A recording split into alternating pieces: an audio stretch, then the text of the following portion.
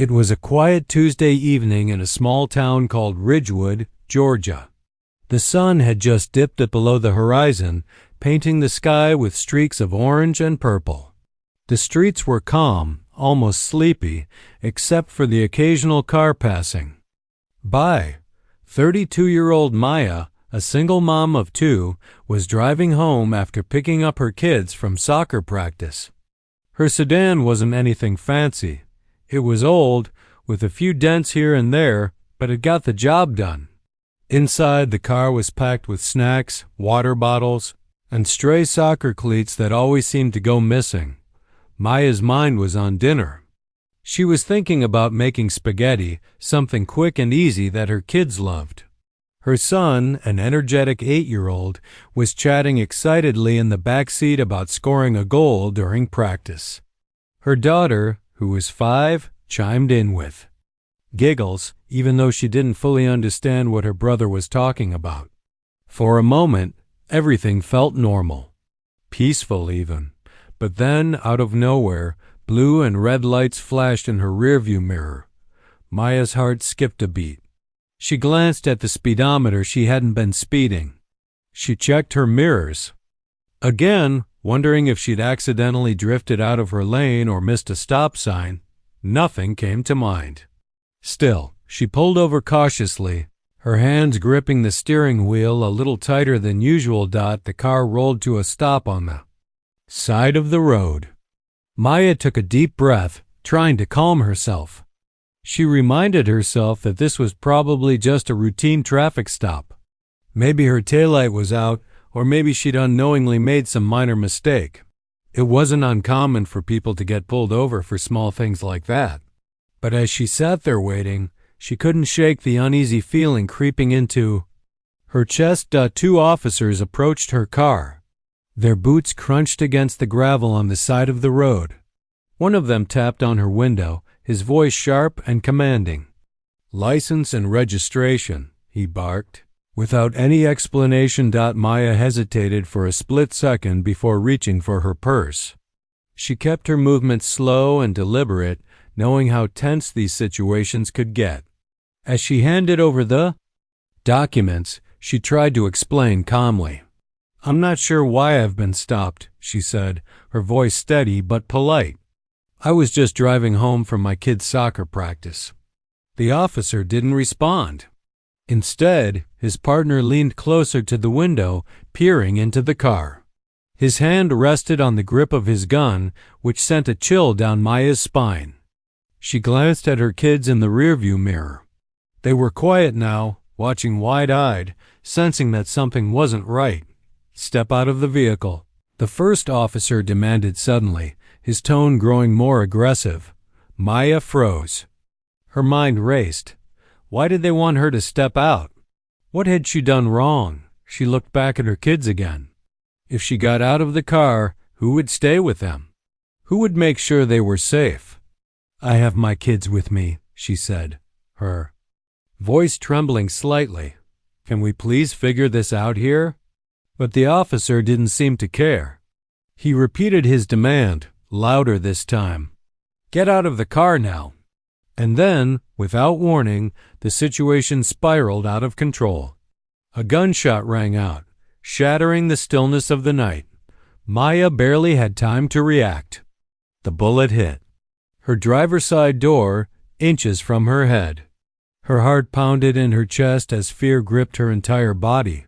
For a moment, time seemed to stand still. All she could hear was the sound of her own breathing, ragged and uneven.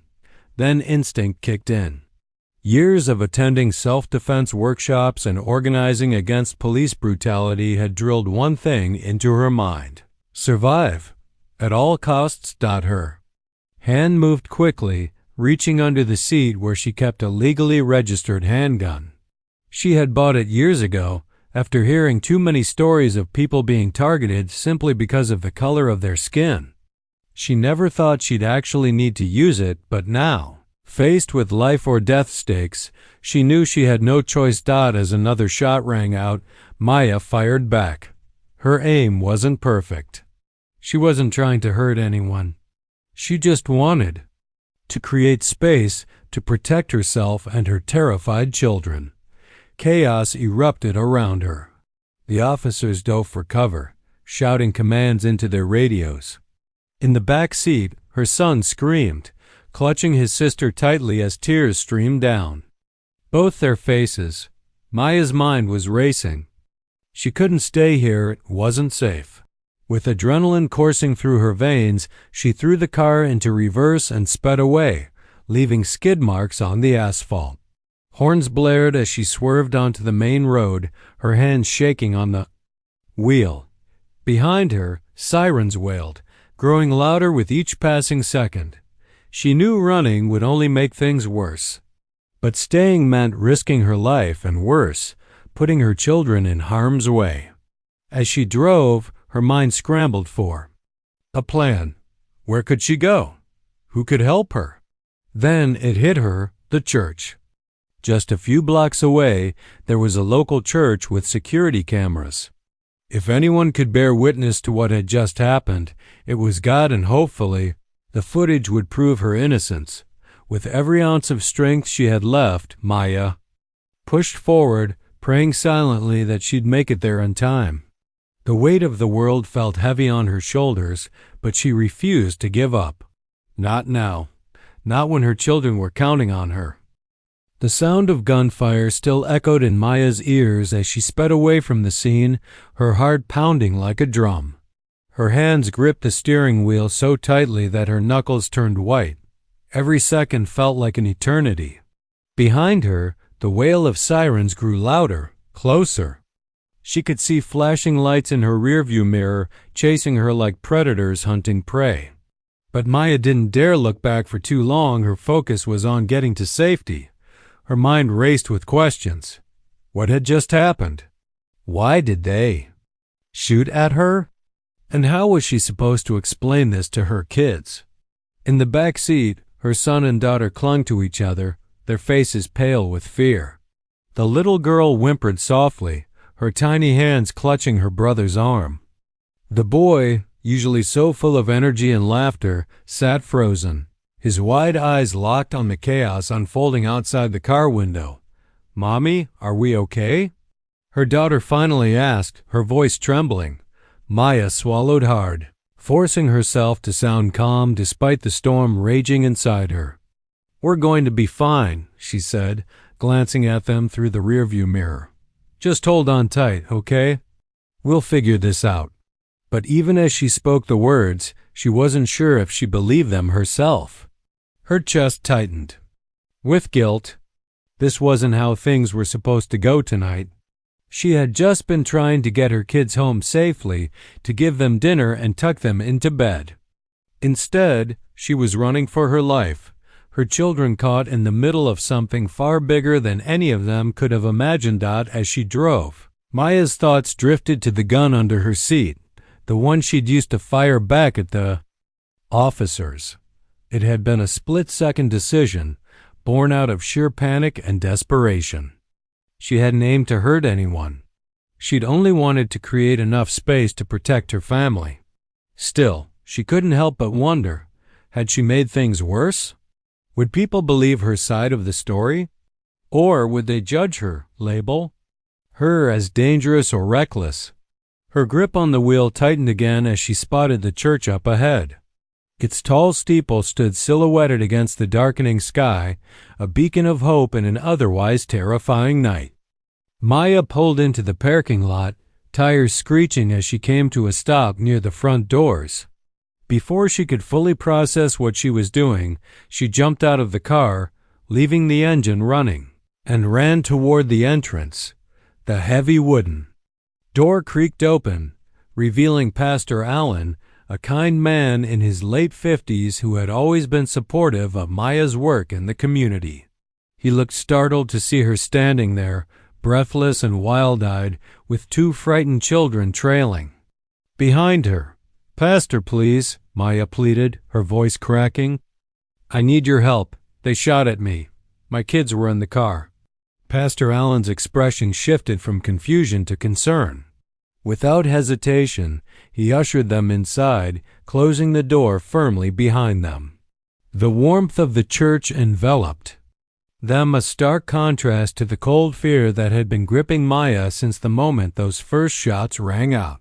Inside, the air smelled faintly of candles and polished wood. Stained glass windows cast colorful shadows across the floor, creating a sense of peace that felt almost surreal given the circumstances. "What happened?" Pastor Allen asked gently, guiding them to a pew where they could sit down. Maya took a deep breath, trying to steady herself enough to explain.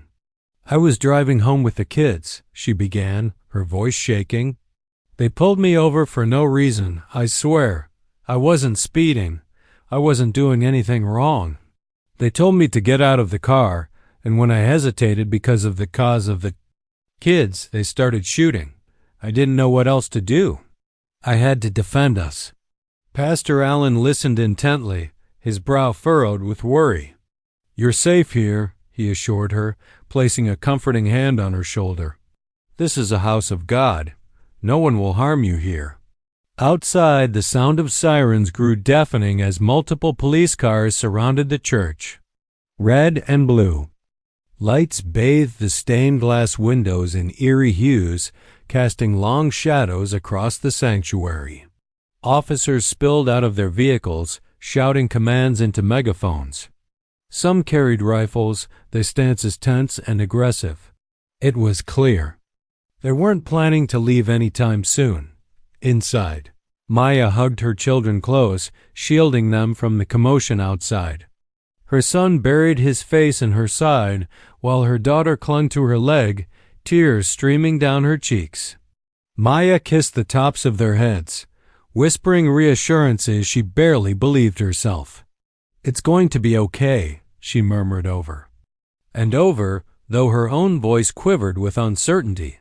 Pastor Allen moved to the front of the church, standing tall despite the chaos beyond the walls. He addressed the officers through the closed door, his tone firm but calm. "These people are seeking refuge," he declared. "If you want to speak to them, you'll have to respect the sanctity of this place." For a moment, there was silence. Then came the muffled voices of the officers discussing their next move. Maya held her breath, praying they wouldn't storm the building. The last thing she wanted was for her children to witness another violent confrontation. Back in the pew, Maya's mind raced with memories of all the times she'd warned others about situations like this. As a community organizer, she had spent years advocating for change, speaking out against systemic injustice and police brutality. She had organized rallies, led workshops, and shared countless stories of families torn apart by violence. But never in her wildest dreams did she think she'd become part of one of those stories herself. She glanced down at her trembling hands, still clutching her kids tightly. Was this karma? Had she somehow brought this upon herself by being vocal, by refusing to stay silent? Or was it just bad luck, the result of living in a world where the color of your skin could make you a target? Her thoughts were interrupted by the distant hum of helicopters overhead.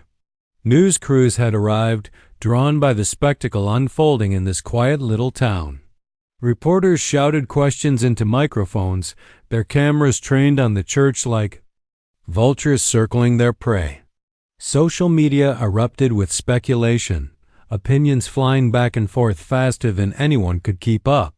Some accused Maya of resisting arrest, while others defended her actions as self-defense. The divide was sharp, fueled by emotions and biases that seemed impossible to bridge. Inside the church, however, none of that mattered. All that mattered was survival. Maya leaned back against the pew, letting out a shaky sigh. Her body ached with exhaustion, but her mind refused to rest. Every time she closed her eyes, she saw flashes of the traffic stop, the officers' guns, the bullets whizzing past her head, the terror in her children's eyes. She knew she wouldn't sleep, tonight or maybe ever again. Still, amidst the fear and uncertainty, a spark of determination ignited within her. If she survived this, she vowed to fight not just for herself, but for everyone who had ever been treated unfairly because of their race, their gender, or their socioeconomic status. She thought about her parents, who had taught her the importance of standing up for what was right. She thought about her kids, whose futures depended on whether or not the world became a safer place. And she thought about the countless others who didn't have a platform, who didn't have a voice. "I'm not giving up," she whispered to herself, her voice barely audible over the din outside. Not now. Not ever. Pastor Allen returned to the pew, sitting beside her with a gentle smile. "You're stronger than you think," he said softly, "and you're not alone. Whatever happens next, we'll face it together." Maya nodded, feeling a small flicker of hope amidst the darkness. For now, that was enough. The hours ticked by slowly inside the church, each minute stretching into what felt like an eternity. Outside, the scene had turned into a media circus. News vans lined the street, their satellite dishes pointed skyward like mechanical sentinels. Reporters shouted questions into microphones, their cameras trained on the towering steeple of the church as if it held all the answers. Helicopters circled overhead, their rotors chopping through the air with a relentless rhythm that echoed off the walls of the sanctuary. Inside, however, the atmosphere was tense but eerily quiet. Save for the occasional sniffle from one of the kids or the muffled hum of voices outside, Maya sat on the hard wooden pew, her arms wrapped protectively around her children. Her son had finally stopped crying, though his face remained pale and drawn. He stared blankly at the floor, clutching a small stuffed animal Pastor Allen had given him to comfort him. Her daughter had fallen asleep in her lap, her tiny chest rising and falling with each breath. Maya stroked her hair gently, trying to soothe herself as much as her child. Despite the exhaustion weighing heavily on her body, sleep felt impossible. Every time she closed her eyes, images of the traffic stop replayed in her mind, the flashing lights, the shouting officers, the deafening sound of gunfire. Pastor Allen moved quietly around the church, checking the doors and windows to make sure they were secure. Occasionally, he'd pause to offer words of encouragement to Maya, reminding her that she wasn't alone. His presence was a small comfort, but it did little to ease the knot of anxiety twisting in her stomach. She couldn't shake the feeling that the world beyond these walls was closing in on her, ready to judge her actions without hearing her side of the story. By morning, the standoff showed no signs of ending. The police had set up barricades around the church, blocking off streets and deterring curious onlookers. Social media buzzed with updates, memes, and heated debates about what had happened. Some people defended Maya, calling her a hero who had done what any mother would do to protect her children. Others condemned her, accusing her of escalating the situation and putting lives at risk. The divide grew wider with every passing hour, fueled by misinformation and preconceived notions. Inside the church, Maya tried to tune out the noise, but it was impossible not to feel the weight of the scrutiny bearing down on her. She knew how these stories usually ended. People like her rarely got the benefit of the doubt. Officers involved in incidents like this often faced minimal consequences, while victims were painted as criminals or troublemakers. The thought made her stomach churn. What if no one believed her? What if the truth never came out? Her fears deepened when Pastor Allen returned from a brief conversation with the officers outside. His expression was grim, his shoulders slumped with resignation. "They're demanding you come out," he told her, his voice low. "They say they want to negotiate, but I don't trust them." Maya nodded, her throat too dry to speak. Negotiate? That word sounded hollow to her ears. After everything that had happened, how could she possibly trust anyone wearing a badge? Still, she knew she couldn't stay holed up in the church forever. Sooner or later, she'd have to face the music. The question was, on whose terms? As the day wore on, community members began gathering outside the barricades, holding signs and chanting slogans in support of Maya. They came from all walks of life, young and old, black and white, rich and poor, united by a shared desire for justice. Some brought food and water, offering supplies to those keeping vigil near the church. Others held prayer circles, their voices rising in unison as they pleaded for peace and fairness. The sight of the crowd gave Maya a glimmer of hope. For the first time since the shooting, she didn't feel entirely alone. These people weren't just standing up for her. They were standing up for everyone who had ever been mistreated or marginalized. Their chants echoed through the stained glass windows, filling the church with a sense of solidarity that warmed Maya's heart. But even as the protests grew louder, the pressure mounted. Law enforcement officials gave interviews to the press, painting Maya as a dangerous individual who had resisted arrest and fired first. They claimed she had provoked the entire incident, conveniently omitting key details about why she had been pulled over in the first place. Body cam footage, they said, was unavailable due to technical difficulties. The lack of transparency only fueled suspicions among supporters, who demanded accountability. Meanwhile, legal experts weighed in on television, dissecting the case from every angle. Some argued that Maya's actions constituted self-defense, citing laws that allowed individuals to protect themselves and their families in life-threatening situations. Others contended that firing back at officers, even in self-defense, was reckless and unjustifiable. The debate raged on, leaving Maya caught in the crossfire of public opinion. Back in the church, Maya struggled to process everything happening around her. She felt like a character in someone else's story, a pawn in a game she hadn't chosen to play. Her kids, sensing her distress, clung to her even tighter. Her son whispered, "Are they going to take us away, Mommy?" The question broke her heart. She pulled him close, pressing a kiss to his forehead. "No, baby," she promised, though she wasn't sure she believed it herself. "We're going to stick together, no matter what happens."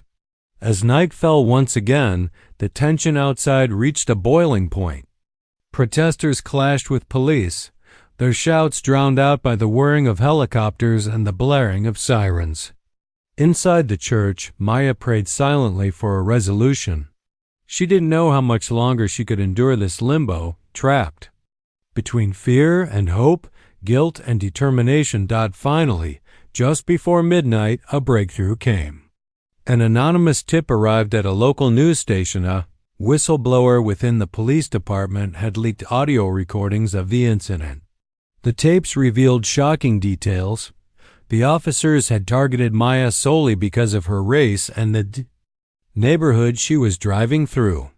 Internal communication showed that higher-ups had pressured patrol units to escalate encounters with certain individuals, framing them as resistors to justify force. When the recordings hit the airwaves, outrage erupted nationwide. People took to the streets in cities across the country, demanding justice for Maya and accountability for law enforcement. Civil rights attorneys stepped forward, offering to represent her pro bono. Grassroots organizers launched a campaign called #StandWithSurvivors, raising funds for her legal defense and shining a spotlight on similar cases across the nation. For Maya, the revelation brought both relief and renewed anxiety. On one hand, the truth was finally coming to light. On the other, she knew the fight was far from over. As she sat in the dimly lit church, surrounded by the sleeping forms of her children, she allowed herself a moment of quiet reflection. She thought about the long road ahead, the court battles, the media scrutiny, the emotional toll it would take on her family. But she also thought about the power of unity, the strength of a community rallying around a common cause. "I can't do this alone," she admitted softly to Pastor Allen, who sat nearby keeping watch. "But maybe I don't have to." He smiled faintly, his eyes filled with compassion. "You've already inspired so many people," he said. Let them carry some of the weight for you. That's what communities are for." Maya nodded, feeling a flicker of resolve ignite within her. Whatever happened next, she vowed to keep fighting, not just for herself, but for everyone who deserved to live free from fear.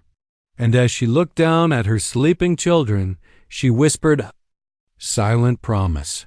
Asterisk, I'll protect you, no matter what it takes." The days following the release of the leaked audio recordings felt like a whirlwind. The small town of Ridgewood, once known for its quiet streets and sleepy charm, had become the epicenter of a national debate about race, policing, and accountability. News outlets couldn't stop talking about Maya's case. Social media timelines were flooded with hashtags like #StandWithSurvivors and #JusticeForAll. People from all corners of the country weighed in, sharing their own stories of injustice or rallying behind Maya as a symbol of resilience. Inside the church, however, life moved at a slower pace. Maya spent most of her time sitting on the same wooden pew where she'd first sought refuge. Her children stayed close to her side, their laughter replaced by an unsettling silence. They clung to her like shadows, afraid to let her out of their sight even for a moment. Every knock on the door made them flinch. Every siren outside sent shivers down their spines. Despite the growing support outside, Maya couldn't shake the feeling that danger was still lurking just beyond the stained glass windows. Pastor Allen continued to be a steady presence, offering words of comfort whenever Maya seemed overwhelmed. He brought meals from local supporters' home-cooked dishes meant to nourish both body and spirit. But no amount of food could ease the knot of tension in Maya's stomach. She barely ate, her appetite stolen by stress and exhaustion. Sleep eluded her too. When she finally managed to close her eyes, nightmares haunted her dreams, the sound of gunfire, the look of fear on her children's faces, the cold glare of the officers who had pulled her over. One afternoon, a group of civil rights attorneys arrived at the church. They introduced themselves as part of a legal team volunteering to represent Maya pro bono. Their leader, a seasoned lawyer named Evelyn, carried herself with quiet confidence. She spoke softly but firmly, explaining the steps they planned to take to ensure Maya received a fair trial. "This is going to be a fight," Evelyn warned, pulling up a chair beside Maya. "But we believe in your case. What happened to you wasn't right, and we're going to make sure the truth comes out." Maya nodded, though her expression remained guarded. She appreciated their offer, but she couldn't help feeling skeptical. After everything she'd been through, trusting authority figures, especially those tied to the system, felt almost impossible. Still, she knew she couldn't face this alone. If these lawyers wanted to help, she would have to let them. Over the next few days, Evelyn and her team worked tirelessly to build a defense strategy. They reviewed the leaked audio recordings, analyzing every word for evidence of misconduct. They interviewed witnesses, including Pastor Allen and several community members who had seen the traffic stop unfold. They gathered statistics showing patterns of racial profiling in Ridgewood and surrounding areas. Each piece of information added weight to their argument. Maya hadn't acted recklessly. She had responded to a direct threat to her life and the lives of her children. Meanwhile, protests continued to grow in size and intensity. Thousands of people marched through the streets of Ridgewood, holding signs that read, "Protect Black Lives" and *Accountability Now. Some protesters blocked roads, demanding answers from city officials. Others organized sit-ins outside police headquarters, refusing to leave until changes were promised. The energy was electric, fueled by anger, frustration, and hope. Maya watched the footage of the protests on a small TV set up in the church. Seeing so many people standing up for her brought tears to her eyes. For years, she had been the one organizing rallies and leading marches. Now, she was the cause others were fighting for. It was humbling and overwhelming. She wondered how long the momentum would last. Would people continue to care once the cameras stopped rolling? Or would her story fade into the background, overshadowed by the next big headline? As the weeks passed, preparations for the trial intensified. Maya met regularly with Evelyn and her team, going over every detail of the night of the shooting. They practiced her testimony, helping her find the right balance between emotion and clarity. They warned her about potential challenges during cross-examination, preparing her for tough questions designed to undermine her credibility. "It's not going to be easy," Evelyn reminded her during one particularly grueling session. "But you've got this. You're stronger than you think." Maya nodded, though doubt lingered in her mind. She worried about how jurors would perceive her a single mother, a woman of color, someone who had dared to stand up against law enforcement. Would they see her as brave? Or would they label her as defiant, reckless, untrustworthy? Her anxiety reached a fever pitch when the court date was finally set. The trial would begin in 3 months, giving both sides ample time to prepare. In the meantime, public interest in the case showed no signs of waning. Documentaries were being filmed, podcasts recorded, articles written. Everyone wanted to know more about Maya, the woman who had shot back when shots were fired at her. One evening, as the sun dipped below the horizon, casting golden light through the church windows, Maya sat alone in the sanctuary. Her children were asleep upstairs, exhausted from another long day cooped up indoors. Pastor Allen had stepped out briefly to check on the crowd outside, leaving her with nothing but her thoughts and the faint hum of activity beyond the walls. She closed her eyes, letting the silence wash over her. For the first time in what felt like forever, she allowed herself to imagine a future beyond this nightmare. What would it feel like to walk freely again, without fear of being targeted or judged? To tuck her kids into bed without worrying about sirens or flashing lights? To live a normal life, whatever that meant anymore. But as quickly as the vision came, it slipped away. Reality crept back in, reminding her of the obstacles ahead. Even if she won the trial, the scars would remain not just on her body, but on her soul. She thought about her son, who used to love playing soccer, but now flinched at loud noises. She thought about her daughter, who had started having nightmares about men in uniforms. No verdict could undo the trauma they had endured. Still, Maya refused to give up. As much as this fight was about survival, it was also about something bigger. It was about breaking cycles, challenging systems, creating change. She thought about her parents, who had taught her the importance of standing up for what was right. She thought about her kids, whose futures depended on whether or not the world became a safer place. And she thought about the countless others who didn't have a platform, who didn't have a voice. "I can't do this alone," she whispered to herself, echoing the words she'd said to Pastor Allen weeks earlier. "But maybe I don't have to." A soft knock on the door interrupted her thoughts. Pastor Allen peeked his head inside, a warm smile on his face. "How are you holding up?" he asked gently. Maya shrugged, managing a small smile of her own. "I'm still here," she replied. "That's got to count for something, right?" He nodded, stepping closer. "It counts for everything," he said firmly. "You're still standing. That means you're winning." For the first time in a long while, Maya believed him. The road ahead was uncertain, full of twists and turns she couldn't predict. But she wasn't walking it alone. She had her children, her faith, her community. And she had a fire burning inside her, a determination to fight not just for herself, but for everyone who deserved better.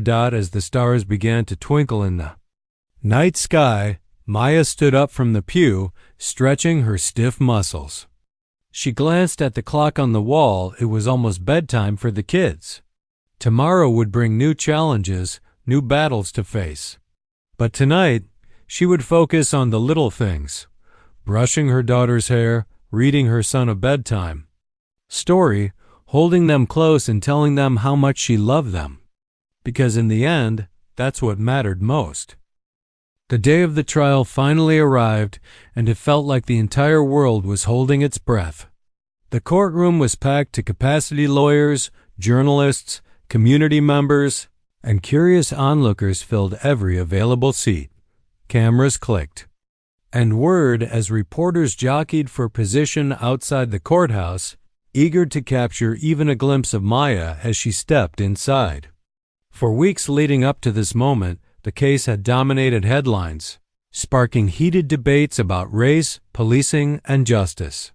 Now, all eyes were on the small town of Ridgewood once again. Maya walked into the courtroom flanked by her legal team. Her shoulders were squared, her head held high, but anyone looking closely could see the tension in her jaw and the faint tremble in her hands. She wore a simple navy blue dress, chosen not just for its modesty, but because it reminded her of the outfits her mother used to wear during church services, a subtle nod to the strength she hoped to channel that day. Behind her, Pastor Allen sat quietly, his presence a steady source of comfort. In the front row, her children clung to each other, their wide eyes taking in the sea of unfamiliar faces around them. As the proceedings began, the atmosphere in the room was thick with anticipation. The prosecution wasted no time painting a damning picture of Maya, portraying her as someone who had escalated the situation unnecessarily. They argued that she should have complied fully with the officers' commands, regardless of how aggressive or unjustified those commands might have seemed. She chose violence over cooperation, the prosecutor declared, his voice sharp and cutting. And in doing so, she put lives at risk. Each word landed like a blow, making Maya's stomach churn. She glanced at her kids, who sat frozen beside Pastor Allen. Their innocence felt fragile in this harsh environment, and guilt washed over her. Had she dragged them into something too big, too dangerous? Would they ever recover from seeing their mother vilified in such a public way? But then Evelyn stood up to deliver the defense's opening statement. Her tone was calm yet firm, her words deliberate and measured. "This isn't just about one woman's actions," she said, her gaze sweeping across the jury. "It's about what happens when fear overrides reason, when power goes unchecked, and when people are judged not by their character but by the color of their skin." Her argument struck a chord. Over the next several days, the defense presented evidence piece by piece, dismantling the prosecution's narrative. They played the leaked audio recordings, allowing jurors to hear firsthand the dismissive and racially charged language used by the officers involved. Expert witnesses testified about the psychological impact of being targeted by law enforcement, explaining how quickly fear can turn into survival mode. Community leaders shared stories of systemic racism in Ridgewood, highlighting patterns of misconduct that stretched back years. Throughout it all, Maya remained stoic, though inside she was a storm of emotions. When it came time for her to take the stand, she braced herself. Sitting under the bright lights, facing a room full of strangers scrutinizing her every move, was one of the hardest things she'd ever done. But as Evelyn guided her through her testimony, Maya found her voice. She spoke clearly, recounting the events of that night with raw honesty. She described the terror of hearing gunshots ring out, the instinctual need to protect her children, the split-second decision to fire back not out of malice, but out of desperation. "I didn't want to hurt anyone," she said, her voice trembling slightly. "I just wanted to live. I wanted my kids to live." Her words hung in the air, heavy with emotion. Jurors exchanged glances, some nodding subtly, others scribbling notes furiously. Even the judge seemed affected, leaning forward slightly as if to absorb every detail. After weeks of testimony, closing arguments, and deliberation, the verdict came down. The courtroom fell silent as the foreperson stood to read the decision. Maya gripped the edge of the table, her knuckles white. Her heart pounded so loudly she was sure everyone could hear it. On the charge of attempted manslaughter, the foreperson announced, pausing briefly before continuing, "We find the defendant not guilty." A collective gasp rippled through the room. Tears sprang to Maya's eyes as relief crashed over her like a wave. Beside her, Evelyn exhaled deeply, a small smile breaking across her face. In the audience, cheers erupted from supporters, though they were quickly silenced by the judge's stern reminder to maintain decorum.